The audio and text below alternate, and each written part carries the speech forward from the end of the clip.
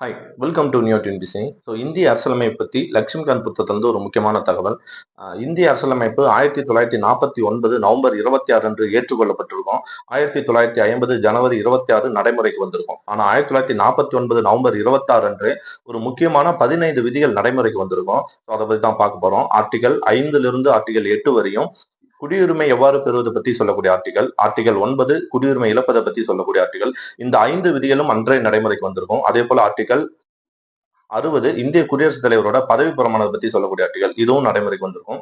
Article 324 இந்திய தேர்தல் ஆணையம், ஆர்டிகல் 366 மற்றும் 367 இந்திய அரசியலமைப்பின் வரையறை மற்றும் சில சொற்களின் விளக்கங்கள், இது ரெண்டும் நடைமுறைக்கு வந்திருக்கும்.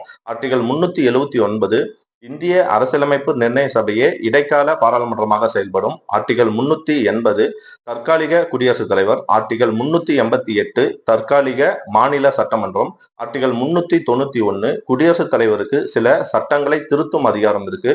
ஆர்டிகல் 392 குடியரசுத் தலைவர் சில சிக்கல்களை தீர்க்கும் அதிகாரம். ஆர்டிகல் 393 இந்திய அரசியலமைப்பின் தற்காலிக பெயர், அதாவது இந்திய அரசியலமைப்பு அப்படின்ற ஒரு தற்காலிக பெயர். இந்த 15 விதிகளும் 1949 நவம்பர் 26 அன்றே நடைமுறைக்கு வந்திருக்கும்.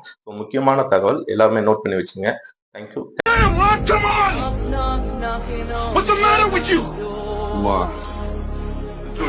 There is no tomorrow. There is no tomorrow. There is no tomorrow.